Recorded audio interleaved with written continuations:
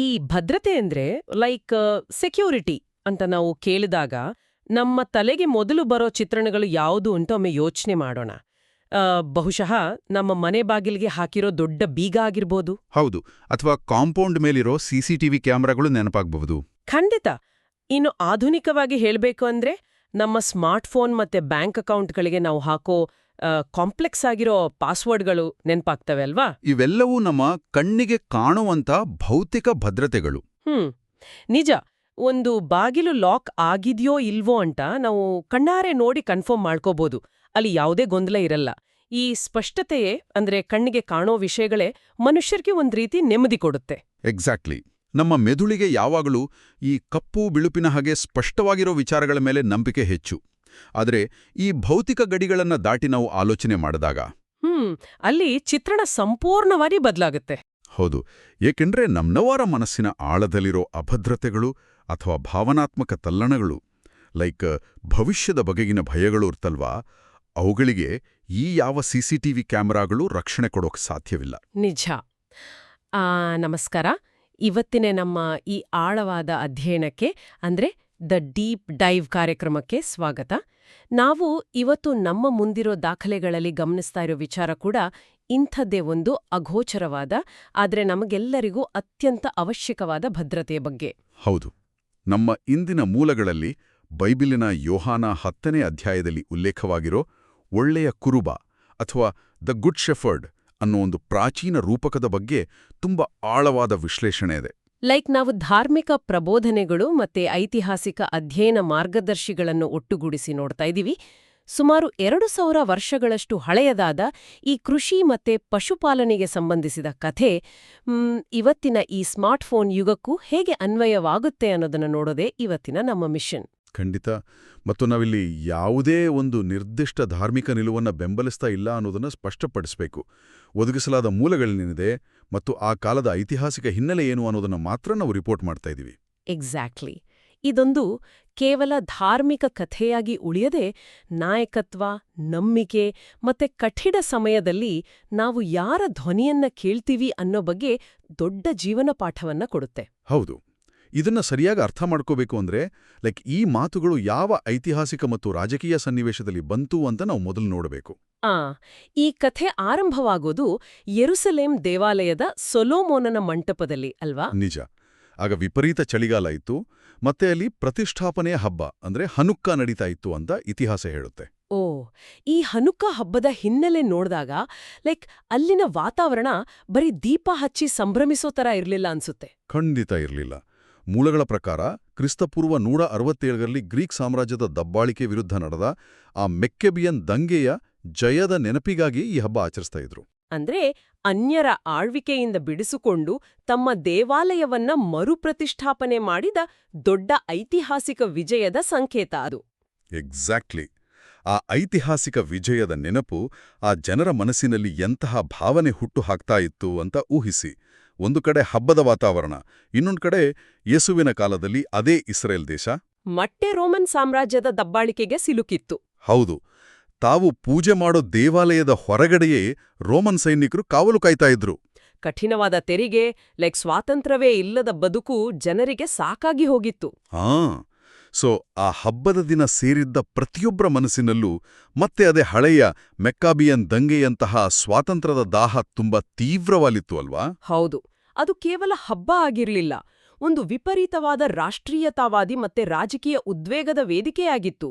Judas ಮೆಕ್ಕಾಬಿಯಸ್ ಅಥವಾ ಪ್ರಾಚೀನ ಕಾಲದ ರಾಜ ದಾವೀದನಂತಹ ಶೂರನೊಬ್ಬ ಕತ್ತಿ ಹಿಡಿದು ಕುದುರೆಯೇರಿ ಬಂದು ಈ ರೋಮನರ ವಿರುದ್ಧ ಹೋರಾಡ್ತಾನೆ ಅಂತ ಹತಾಶೆ ನಿರೀಕ್ಷೆಯಲ್ಲಿದ್ರು ಜನ. ಆ ಹತಾಶೆಯೇ ಅಲ್ಲಿನ ಮುಂದಿನ ಘಟನೆಗೆ ಕಾರಣ ಆಗುತ್ತೆ.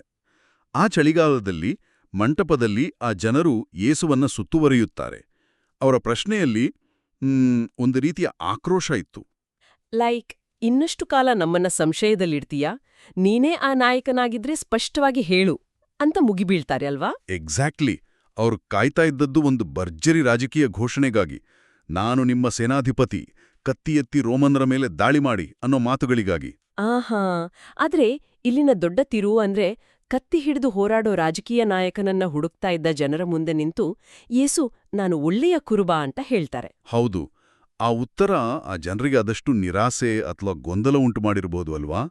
ಜನರ ನಿರೀಕ್ಷೆ ಭೌತಿಕವಾದ ಬಿಡುಗಡೆಯ ಮೇಲಿದ್ರೆ ಯೇಸು ಅಲ್ಲಿ ಸಂಪೂರ್ಣವಾಗಿ ಬೇರೆದೇ ಆದ ಆಧ್ಯಾತ್ಮಿಕ ಮತ್ತು ಶಾಶ್ವತ ರಕ್ಷಣೆಯ ಬಗ್ಗೆ ಮಾತಾಡೋಕೆ ಈ ಕುರುಬನ ರೂಪಕವನ್ನ ಬಳಸ್ತಾರೆ. ನಿಜ. ಮತ್ತು ನೋಡಿ, ಈ ರೂಪಕವನ್ನ ಕೇವಲ ಕುರುಬ ಅನ್ನೋ ಬದಲು ಒಳ್ಳೆಯ ಕುರುಬ ಅಂತ ಹೇಳಿದ್ರ ಹಿಂದೆ ದೊಡ್ಡ ಕಾರಣ ಇದೆ. ಅಲ್ಲಿ 3 ಪಾತ್ರಗಳ ನಡುವಿನ ವ್ಯತ್ಯಾಸ ನಾವು ನೋಡಬೇಕು. ಆಹಾ, ಕಳ್ಳ, ಕೂಲಿಯಾಳು ಮತ್ತೆ ಒಳ್ಳೆಯ ಕುರುಬ ಅಲ್ವಾ? ಎಕ್ಸಾಕ್ಟ್ಲಿ. ಕಳ್ಳನ ಉದ್ದೇಶ ಸ್ಪಷ್ಟ, ಲೈಕ್ ಕದಿಯೋದು, ನಾಶ ಮಾಡೋದು. ಆದ್ರೆ ನಾವಿಲ್ಲಿ ಹೆಚ್ಚು ಗಮನ ಹರಿಸಬೇಕಾಗಿರೋದು ಈ ಕೂಲಿಯಾಳು ಅಂದ್ರೆ ಹೈಯರ್ಡ್ ಹ್ಯಾಂಡ್ ಪಾತ್ರದ ಮೇಲೆ. ಹೌದು, ನನ್ಗನ್ಸಿದ ಹಾಗೆ ಮೂಲಗಳಲ್ಲಿ ಈ ಕೂಲಿಯಾಳನ ವಿವರಣೆ ಇಂದಿನ ಮಾನವ ಸಂಬಂಧಗಳಿಗೂ ತುಂಬಾ ಹತ್ತಿರವಾಗಿದೆ. ಲೈಕ್, ಕೂಲಿಯಾಳು ನೋಡೋಕೆ ಕುರುಬನಾಗೆ ಇರ್ತಾನೆ. ಹೌದು, ಅವನ ಕೈಯಲ್ಲೂ ಕೋಲಿರುತ್ತೆ. ವಾತಾವರಣ ಚೆನ್ನಾಗಿರೋವರೆಗೂ ಕುರಿಗಳನ್ನ ಚೆನ್ನಾಗೇ ಕಾಯ್ತಾನೆ. ಆದ್ರೆ ಅವನ ಮೂಲ ಉದ್ದೇಶ ಬರೀ ಹಣ ಮತ್ತು ಆರ್ಥಿಕ ಲಾಭ ಮಾತ್ರ. ಅಂದ್ರೆ ಆತನಿಗೆ ಕುರಿಗಳ ಮೇಲೆ ಯಾವುದೇ ವೈಯಕ್ತಿಕ ಬಾಂಧವ್ಯ ಇರಲ್ಲ. ಆ ಬಾಂಧವ್ಯ ಇಲ್ದೇ ಇರೋದು ಯಾವಾಗ ಬಯಲಾಗುತ್ತೆ ಅಂದ್ರೆ ಬಿಕ್ಕಟ್ಟಿನ ಸಮಯದಲ್ಲಿ. ಕಾಡಿನಿಂದ ಒಂದು ಸಿಂಹನೋ ತೊಳ್ಳುನೋ ದಾಳಿ ಮಾಡಿದ ತಕ್ಷಣ ಈ ಕೂಲಿಯಾಳು ಪ್ರಾಣ ಉಳಿಸ್ಕೊಳ್ಳೋಕೆ ಆ ಕುರಿಗಳನ್ನ ಅಲ್ಲೇ ಬಿಟ್ಟು ಓಡೋಗ್ತಾನೆ. ಹೌದು, ಆತನ ಮಟ್ಟಿಗೆ ಆ ಸಂಬಂಧ ಕೇವಲ ವ್ಯವಹಾರವಾಗಿತ್ತು, ಟ್ರಾನ್ಸಾಕ್ಷನಲ್. ತನ್ನ ಪ್ರಾಣವನ್ನ ಪಣಕ್ಕಿಟ್ಟು ಬೇರೊಬ್ಬರ ಕುರಿಗಳನ್ನ ಕಾಪಾಡೋ ಅಗತ್ಯ ಆತನಿಗಿಲ್ಲ. ವಾವ್, ಇದನ್ನೇ ಕೇಳಿದ್ರೆ ಲೈಕ್ ಬಾಡಿಗೆ ಮನೆಯನ್ನ ಮತ್ತೆ ಸ್ವಂತ ಮನೆಯನ್ನ ನೋಡ್ಕೊಳ್ಳೋ ರೀತಿಯಲ್ಲಿ ಇರೋ ವ್ಯತ್ಯಾಸ ಅನ್ಸುತ್ತೆ ಅಲ್ವಾ? ಎಕ್ಸಾಕ್ಟ್ಲಿ, ಅದೇ ವ್ಯತ್ಯಾಸ. ಆದರೆ ಒಳ್ಳೆಯ ಕುರುಬನ ಕಥೆ ಹಾಗಲ್ಲ. ಆತನಿಗೆ ಪ್ರತಿಯೊಂದು ಕುರಿಯ ಮೇಲೂ ಒಡೆತನ ಮತ್ತೆ ವಿಪರೀತ ಪ್ರೀತಿ ಇರುತ್ತೆ. ತೋಳು ಬಂದಾಗ ಅವನು ಓಡಿ ಹೋಗಲ್ಲ. ಹಳೆ ಒಡಂಬಡಿಕೆಯಲ್ಲಿ ರಾಜ ದಾವೀದ ಯೌವನದಲ್ಲಿ ಕುರಿ ಕಾಯುವಾಗ ಸಿಂಹ ಮತ್ತೆ ಕರಡಿಯ ಬಾಯಿಂದ ಅವುಗಳನ್ನ ಹೇಗೆ ರಕ್ಷಿಸಿದನೋ ಅದೇ ಥರದ ಜವಾಬ್ದಾರಿ ಅಲ್ವಾ? ಹೌದು, ತನ್ನ ಕುರಿಗಳಿಗಾಗಿ ಪ್ರಾಣವನ್ನೇ ಕೊಡೋಕೆ ಆತ ಸಿದ್ಧನಿರ್ತಾನೆ. ಮತ್ತು ಈ ಪ್ರಾಣ ಕೊಡೋ ಮಟ್ಟಿನ ಸಂಬಂಧ ಹೇಗ್ ಬೆಳೆಯುತ್ತೆ ಅಂದ್ರೆ ಕೇವಲ ಕಾವಲ್ ಕಾಯೋದ್ರಿಂದ ಅಲ್ಲ, ಪ್ರತಿದಿನದ ಸಹವಾಸದಿಂದ. ಆ ಅಗಾಧವಾದ ನಂಬಿಕೆಯ ಬಗ್ಗೆ ನಮ್ಮ ಮೂಲಗಳಲ್ಲಿ ಒಂದು ಯೂಟ್ಯೂಬ್ ವಿಡಿಯೋದ ಉಲ್ಲೇಖ ಇದೆ ನೋಡಿ. ಅದು ನಿಜಕ್ಕೂ ಬೆರಗುಗೊಳಿಸುತ್ತೆ. ಖಂಡಿತ. ಆ ಪ್ರಯೋಗದ ಬಗ್ಗೆ ಹೇಳಿ. ಒಬ್ಬ ವ್ಲಾಗರ್ ಕುರಿಗಳ ಹಿಂಡಿನ ಬಳಿ ಹೋಗಿ ಅವುಗಳನ್ನ ತನ್ನ ಕಡೆ ಕರೆಯೋಕೆ ಎಷ್ಟೆಲ್ಲ ಟ್ರೈ ಮಾಡ್ತಾನೆ. ಬೇರೆ ಬೇರೆ ಧ್ವನಿಯಲ್ಲಿ ಕೂಗ್ತಾನೆ, ಶಬ್ದ ಮಾಡ್ತಾನೆ. ಆ ಅಪರಿಚಿತರ ಕೂಗಾಟಕ್ಕೆ ಅವು ಕನಿಷ್ಠ ಪ್ರತಿಕ್ರಿಯೆ ಕೂಡ ಕೊಡಲ್ಲ. ಆನಂತರ ಏನಾಗುತ್ತೆ ಅನ್ನೋದೇ ಮುಖ್ಯ. ಅಂತಿಮವಾಗಿ ಅಲ್ಲಿಗೆ ನಿಜವಾದ ಕುರುವ ಬರ್ತಾನೆ. ಹೌದು, ಆತ ದೊಡ್ಡ ಶಬ್ದ ಮಾಡಲ್ಲ, ಲೈಕ್ ಕೇವಲ ತನ್ನ ಸಹಜವಾದ ಧ್ವನಿಯಲ್ಲಿ ಸಣ್ಣ ಕರೆ ಕೊಡ್ತಾನೆ ಅಷ್ಟೇ. ಮರುಕ್ಷಣವೇ ಆ ಇಡೀ ಹಿಂಡು ಕಿವಿ ನಿಮಿರಿಸಿ ಆತನ ಸ್ವರ ಗುರ್ತಿಸಿ ಒಮ್ಮೆಲೆ ಆತನತ್ತ ಓಡಿಬರುತ್ತೆ. ಲೈಕ್ ಕಣ್ಣಿನ ದೃಷ್ಟಿಗಿಂತ ಹೆಚ್ಚಾಗಿ ಕಿವಿಯ ಗ್ರಹಿಕೆ ಮತ್ತು ಆ ಧ್ವನಿಯ ಹಿಂದಿರೋ ಭದ್ರತೆಯ ಅರಿವು ಆ ಪ್ರಾಣಿಗಳಿಗಿರುತ್ತೆ. ಇದನ್ನ ನಮ್ಮ ದೈನಂದಿನ ಜೀವನದ ಸಾಮಾನ್ಯ ಅನುಭವಕ್ಕೆ ಹೋಲಿಸಿ ನೋಡಿದ್ರೆ ಆ ಮನಃಶಾಸ್ತ್ರ ಅರ್ಥ ಆಗುತ್ತೆ. ಲೈಕ್, ನಾವೆಲ್ಲೋ ಒಂದು ದೊಡ್ಡ ಗದ್ದಲ ತುಂಬಿದ ಮದ್ವೆ ಮನೆಯಲ್ಲಿದ್ದೀವಿ ಅಂದ್ಕೊಳ್ಳಿ. ಹೌದು, 100 ಜನರ ಮಾತು, ಸಂಗೀತದ ಶಬ್ದ ಎಲ್ಲ ಇರುತ್ತೆ. ಆದ್ರೆ ಆ ದೊಡ್ಡ ಗದ್ದಲದ ನಡುವೆ ನಮ್ಮ ತಾಯಿಯ ಧ್ವನಿಯೋ ಅಥವಾ ನಮಗೆ ಅತ್ಯಂತ ಪ್ರೀತಿಪಾತ್ರರಾದವರ ಧ್ವನಿಯೋ ಕೇಳಿಸಿದ್ರೆ ಸಾಕು, ನಮ್ಮ ಮೆದುಳು ಸೆಕೆಂಡಿನ 100ನೇ ಭಾಗದಲ್ಲಿ ಅದನ್ನ ಗುರುತಿಸುತ್ತೆ. ಎಕ್ಸಾಕ್ಟ್ಲಿ. ಇದು ಕೇವಲ ಶಬ್ದ ತರಂಗಗಳ ವಿಶ್ಲೇಷಣೆ ಅಲ್ಲ. ಇದು ಆ ಧ್ವನಿಯ ಜೊತೆಗೆ ನಾವು ಕಳೆದಿರೋ ಸಮಯ, ನಂಬಿಕೆ ಮತ್ತು ಸುರಕ್ಷತಾಭಾವದ ಸಂಕೇತ. ಆ ಸುರಕ್ಷತಾಭಾವವೇ ಕುರಿಗಳನ್ನ ಕುರುಬನತ್ತ ಸೆಳೆಯೋದು. ಯೇಸು ಹೇಳುವ, ನನ್ನ ಕುರಿಗಳು ನನ್ನ ಸ್ವರ ಕೇಳ್ತವೆ, ನಾನು ಅವುಗಳನ್ನ ಬಲ್ಲೆನು, ಅವು ನನ್ನನ್ನ ಹಿಂಬಾಲಿಸುತ್ತವೆ ಅನ್ನೋ ಮಾತಿನ ಒಳಾರ್ಥವೂ ಇದೆ ಅಲ್ವಾ? ಹೌದು. ಆ ಧ್ವನಿಗೆ ಕಿವಿಗೊಟ್ರೆ ಕತ್ತಲೆಯ ಕಣಿವೆಯಲ್ಲಿ ನಡೆದರೂ ಅಪಾಯವಿಲ್ಲ ಅನ್ನೋ ಆಳವಾದ ನಂಬಿಕೆ. ಇದನ್ನೇ ಈ ಬರಹಗಳು ಶಾಶ್ವತ ಭದ್ರತೆ ಅಥವಾ ಇಟರ್ನಲ್ ಸೆಕ್ಯುರಿಟಿ ಅಂತ ಬಣ್ಣಿಸ್ತವೆ. ಈ ಎಟರ್ನಲ್ ಸೆಕ್ಯುರಿಟಿ ಪರಿಕಲ್ಪನೆಯನ್ನ ಮೂಲಗಳು ತುಂಬಾ ಚೆನ್ನಾಗಿ ವಿವರಿಸಿವೆ. ಅವುಗಳನ್ನ ನನ್ನ ಕೈಯಿಂದ ಯಾರೂ ಕಸಿದುಕೊಳ್ಳಲಾರರು ಅನ್ನೋ ಭರವಸೆ. ಇಸ್ರೇಲಿಯರ ಇತಿಹಾಸದ ಪುಟಗಳನ್ನ ತಿರುವಿ ಹಾಕಿದ್ರೆ ಅಲ್ಲಿ ಬರೀ ನಿಯಮಗಳು, ಶಿಕ್ಷೆಗಳಷ್ಟೇ ಇಲ್ಲ, ಅಗಾಧವಾದ ಕಾಳಜಿಯ ಉದಾಹರಣೆಗಳಿವೆ. ಲೈಕ್ ಕೆಂಪು ಸಮುದ್ರವನ್ನ ವಿಭಾಗಿಸಿ ರಕ್ಷಿಸಿದ್ದು, ಮತ್ತೆ ಆ ಭೀಕರ ಅರಣ್ಯದಲ್ಲಿ ಹಗಲು ಹೊತ್ತಿನಲ್ಲಿ ಮೇಘಸ್ತಂಭವಾಗಿ, ರಾತ್ರಿಯಲ್ಲಿ ಅಗ್ನಿಸ್ತಂಭವಾಗಿ ದಾರಿ ತೋರಿದ್ದು, ಆಕಾಶದಿಂದಲೇ ಮನ್ನಾ ಅನ್ನೋ ಆಹಾರ ಕೊಟ್ಟಿದ್ದೆಲ್ಲವೂ ಈ ಭದ್ರತೆಯ ಸಂಕೇತಗಳೇ. ಖಂಡಿತ. ಐತಿಹಾಸಿಕ ಘಟನೆಗಳನ್ನ ಗಮನದಲ್ಲಿಟ್ಕೊಂಡು ಇಲ್ಲಿರುವ ಒಂದು ನಿರ್ದಿಷ್ಟ ವಾಕ್ಯವನ್ನ ನಾವು ವಿಶ್ಲೇಷಿಸಲೇಬೇಕು. ಮೂಲಗಳಲ್ಲಿ ಬರುವ ಆ ವಾಕ್ಯ ಹೀಗಿದೆ: ಯೇಸು ದೇವರಂತಿದ್ದಾನೆ ಎಂಬುದೇನು ಅಚ್ಚರಿಯ ಅಲ್ಲ, ಆದರೆ ದೇವರು ಯೇಸುವಿನಂತಿದ್ದಾನೆ ಎಂಬುದೇ ನಿಜವಾದ ಅಚ್ಚರಿ. Wow! The scandal is that god is like Jesus. ಆ ಹೇಳಿಕೆ ನನ್ನನ್ನು ತುಂಬಾ ಹೊತ್ತು ಯೋಚಿಸುವಂತೆ ಮಾಡಿತು. ಹೌದು, ಇದು ಧಾರ್ಮಿಕ ಚಿಂತನೆಯನ್ನೇ ತಲೆಕೆಳಗಾಗಿಸುವಂತ ಹೇಳಿಕೆ ಅಲ್ವಾ? ಹೌದು, ಅಂದ್ರೆ ಮನುಷ್ಯನಿಗೆ ಅನಾದಿ ಕಾಲದಿಂದಲೂ ದೇವರ ಬಗ್ಗೆ ಇದ್ದ ಕಲ್ಪನೆ ಹೇಗಿತ್ತು? ತಪ್ಪು ಮಾಡಿದ ತಕ್ಷಣ ಸಿಡಿಲು ಬಡಿಯುವ, ಎತ್ತರದ ಸಿಂಹಾಸನದ ಮೇಲೆ ಕೂತು ನ್ಯಾಯ ತೀರ್ಮಾನ ಮಾಡುವ.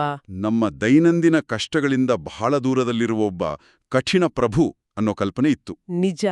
ಆದ್ರೆ ಈ ವಾಕ್ಯ ಹೇಳೋದೇನು ಅಂದ್ರೆ, ಆ ಅನಂತ ಶಕ್ತಿಯುಳ್ಳ ದೇವರು ಕಳೆದು ಹೋದ ಒಂದು ಕುರಿಗಾಗಿ ಉಳಿದ 99 ಕುರಿಗಳನ್ನ ಬೆಟ್ಟದಲ್ಲಿಯೇ ಬಿಟ್ಟು ಬರೋ, ಮುಳ್ಳು ಪೊದೆಗಳಲ್ಲಿ ಹುಡುಕಾಡೋ ಕರುಣಾಮಯಿ ಕುರುಬನಂತಿದ್ದಾನೆ ಅಂತ. ಎಕ್ಸಾಕ್ಟ್ಲಿ.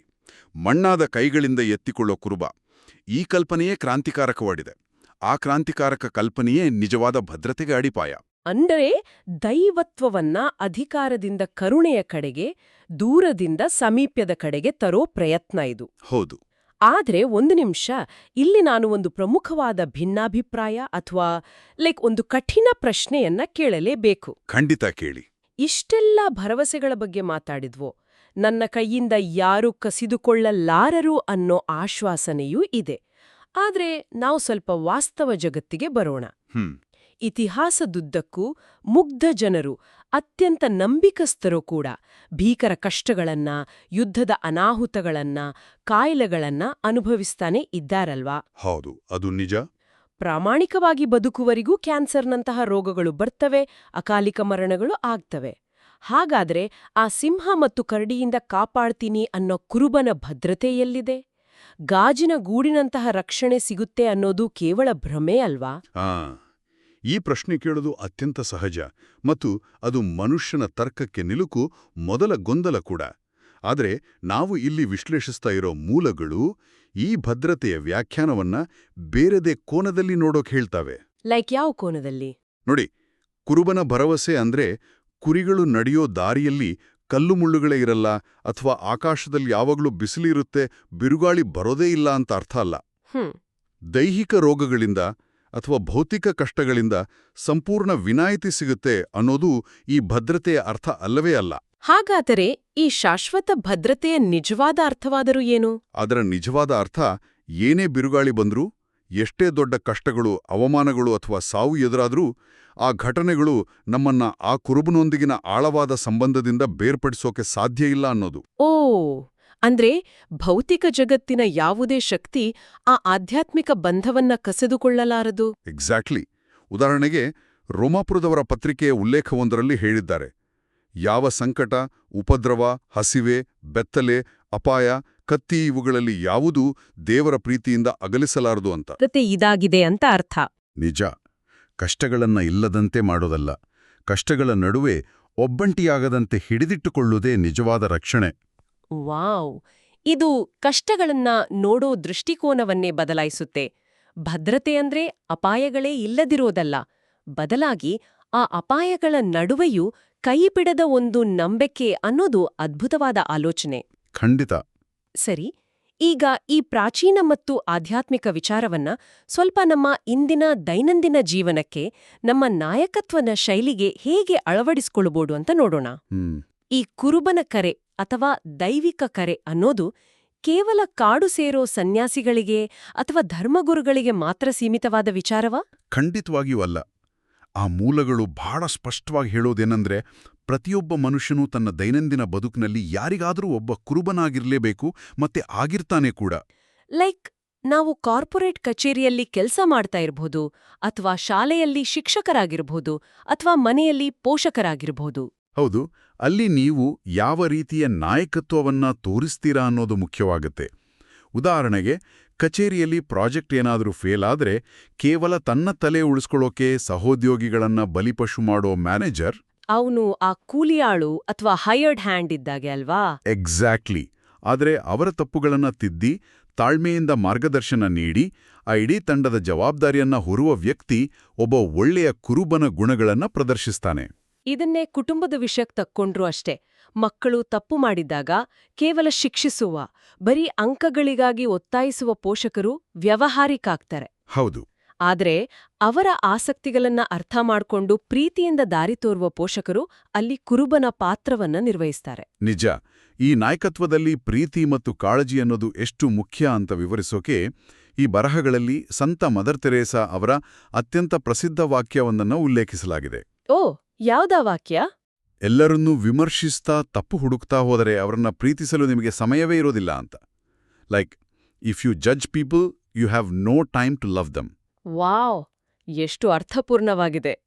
ಕುರುಬನ ಮುಖ್ಯ ಅಸ್ತ್ರ ಕೋಲಲ್ಲ, ಆತನ ಪ್ರೀತಿ ಅಲ್ವಾ? ಕೇವಲ ತಪ್ಪು ಹುಡುಕೋ ನ್ಯಾಯಾಧೀಶನಂತೆ ವರ್ತಿಸೋವನು ಎಂದಿಗೂ ಜನರನ್ನು ಮುನ್ನಡೆಸಲಾರ. ಎಕ್ಸಾಕ್ಟ್ಲಿ. ಆತ ಕೇವಲ ಭಯವನ್ನ ಹುಟ್ಟಿಸಬಲ್ಲ ಅಷ್ಟೇ.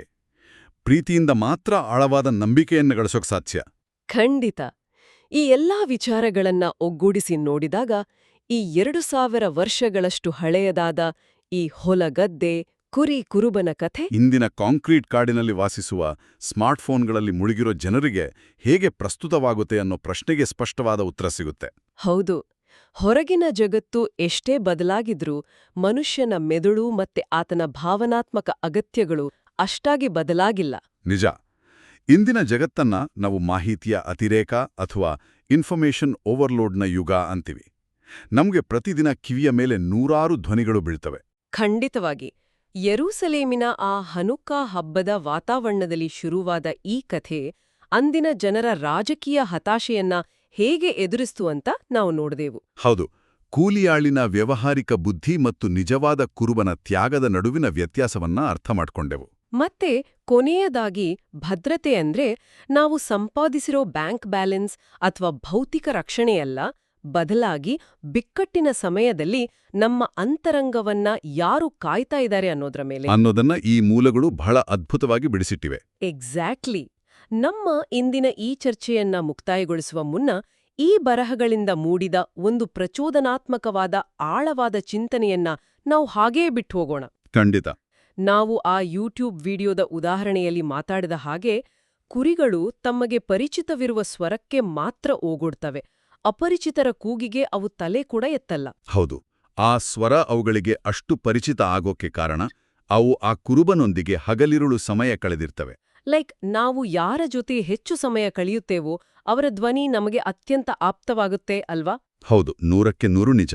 ಹಾಗಾದ್ರೆ ಇಂದಿನ ಈ ಗದ್ದಲದ ಡಿಜಿಟಲ್ ಜಗತ್ತಿನಲ್ಲಿ ನಾವೆಲ್ಲರೂ ಪ್ರತಿದಿನ ಯಾರ ಸ್ವರಗಳಿಗೆ ಅತಿ ಹೆಚ್ಚು ಸಮಯ ಕೊಡ್ತಾ ಇದ್ದೀವಿ?